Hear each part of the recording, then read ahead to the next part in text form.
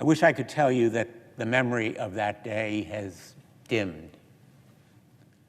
I wish I could tell you that the knife-like sorrow and pain has subsided. But the fact is, it is still raw and real for so many of us in Connecticut this day 10 years ago.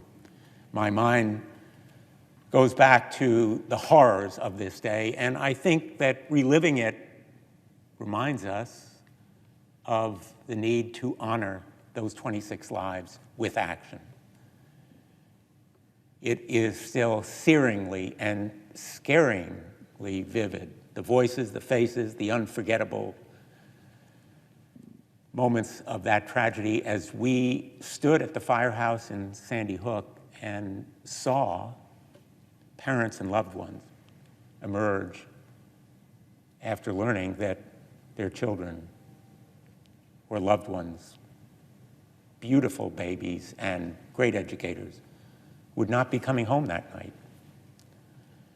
Parents with their faces frozen in shock and sorrow, struggling through tears. Police and first responders bent with disbelief and grief.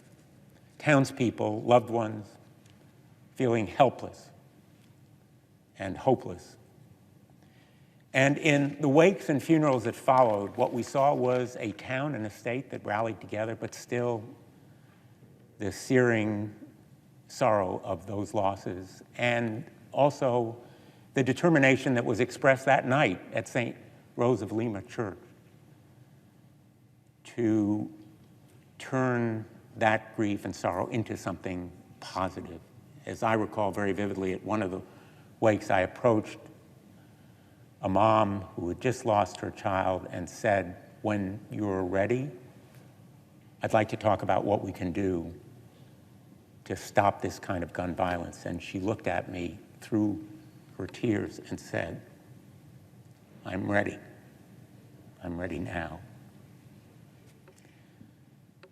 That is the spirit that Sandy Hook and Newtown brought to the world as the world watched them.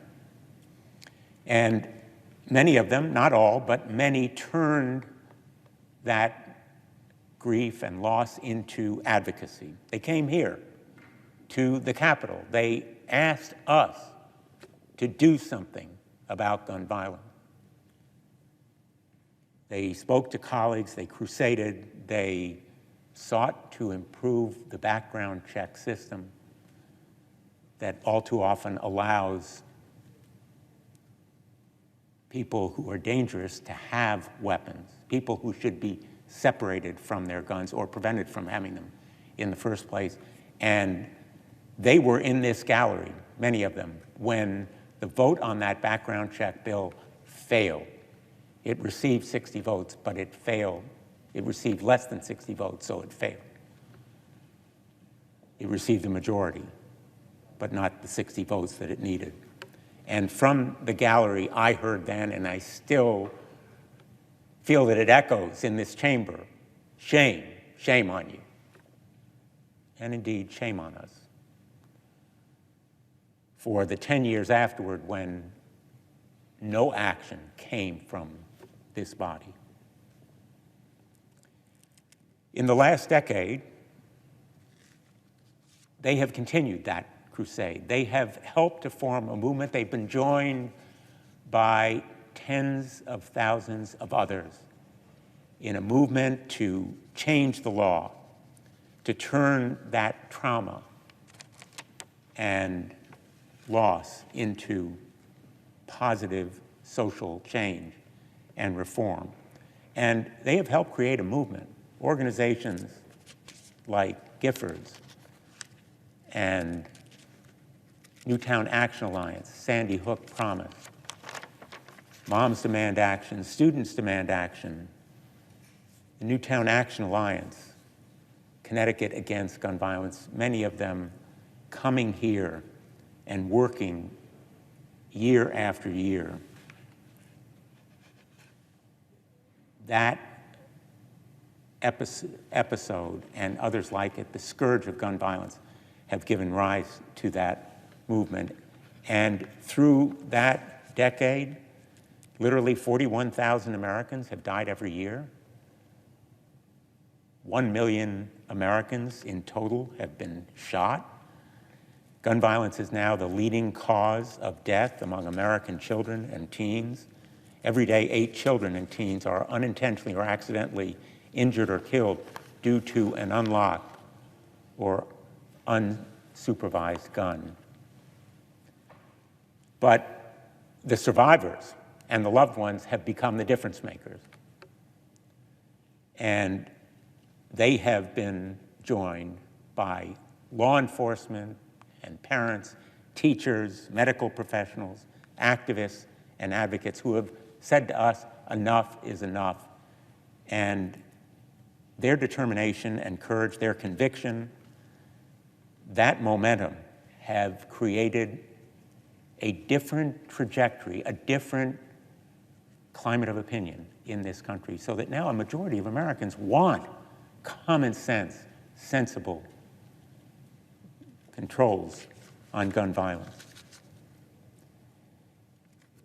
So the passage of the Bipartisan Safer Communities Act was not an accident of history. It was the culmination of a movement that is still growing and spreading in its influence and impact. And there's no minimizing the importance of the measure that we passed with strong bipartisan support last August.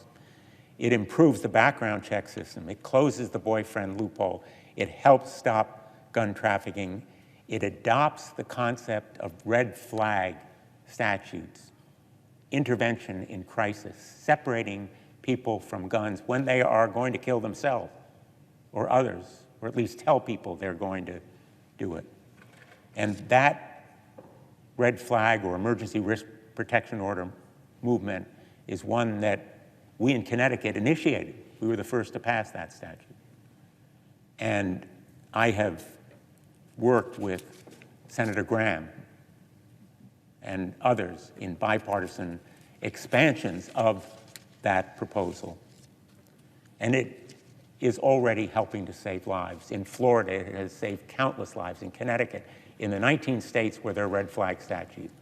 And the act as a whole is helping to save lives. As my colleague, Senator Murphy, who will speak shortly, has said, the reforms on the background check system alone have helped to save lives. And I credit him with his leadership in passing that measure. And yet the deaths continue. We know that that measure was not the single solution or the panacea that will solve the problem of gun violence, the scourge, the epidemic of gun violence deaths in this country. We have broken the grip of the gun lobby. The NRA is a shadow of itself. And we have a movement that is growing in importance and impact. But there is so much more to be done in the law.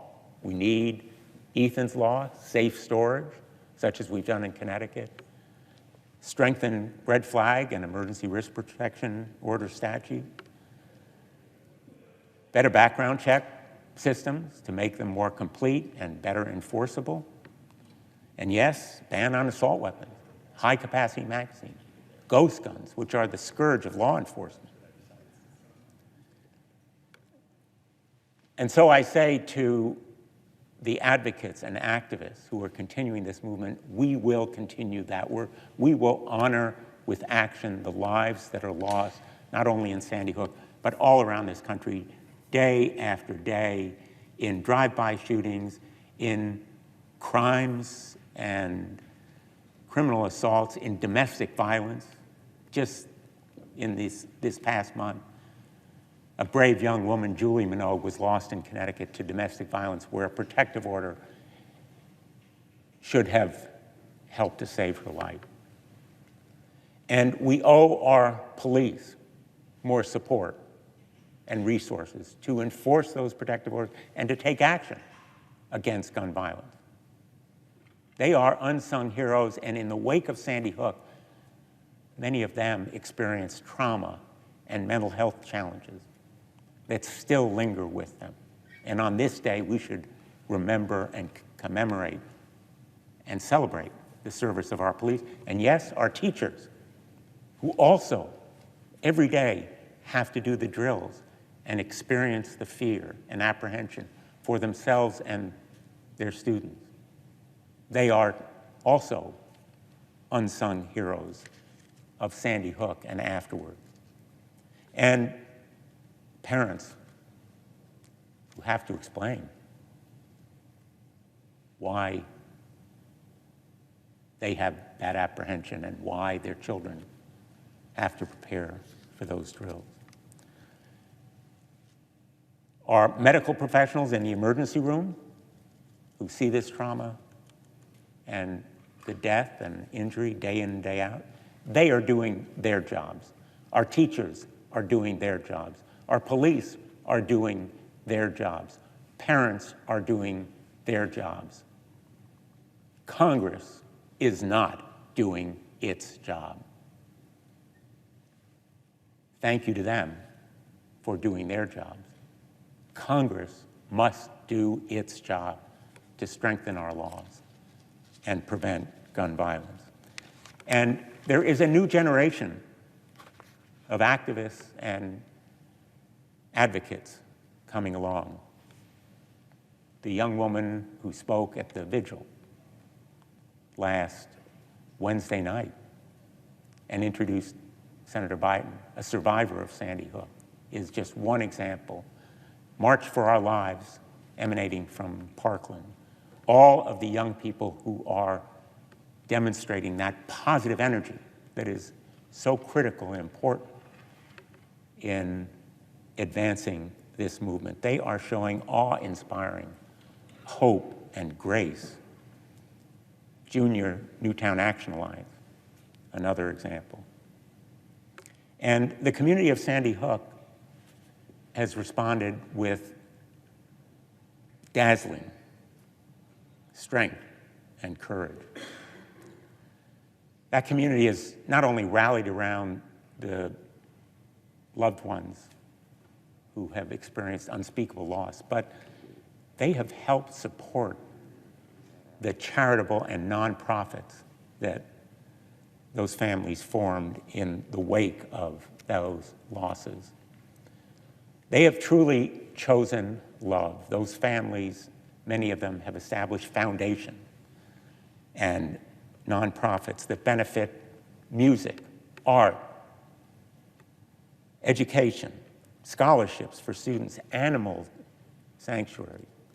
I've worked with the Jesse Lewis Choose Love movement, started by Scarlett Lewis, the Sandy Hook Promise organization, started by the Hockley and Barden families, the Catherine Violet Hubbard Foundation, Ben's Lighthouse, the Emily Parker Art Foundation, the Vicky Soto Memorial Fund, which just a couple of weeks ago had a run in Stratford, a 5K, to benefit the great work that it's doing on scholarships. The Aviel Foundation, the Anna Grace Project, the list goes on. It is a part of this story because Sandy Hook is the story not only of social change and legal and legislative reform, it is also an intensely personal story about grace and grit, about courage and strength, and about a personal dedication to making good come of that unimaginable horror and evil on that day. And Sandy Hook in Connecticut is also the story about peacekeepers, a new generation of peacekeepers, young people who are dedicated in Hartford through the Compass Youth Collaborative, graduates of the Brother Carl Hedrick Institute, who are determined to try to prevent violence and reach out to others of their age and stop gun violence before it begins by enlisting others in peacekeeping and intervention. And that is also the result of the Bipartisan Safer Communities Act, because the investment of $15 billion in mental health and crisis intervention and community organization is, at the end of the day, a critical part of stopping gun violence. The Survivors Club, as someone has said, is one that no one wants to join. The Survivors Club of gun violence is a network that no one wants to be a part of, personally. And yet, as long as the violence continues, there will be survivors and loved ones like the great and graceful families of Sandy Hook. And as our heart goes out to them on this day, we should keep in mind in our hearts the need to honor with action, continuing action. They are doing their job. Police, teachers, medical professionals, parents, all of the professionals are doing their job. Congress must do its job. The time is for action, more action now. Thank you, Mr. President.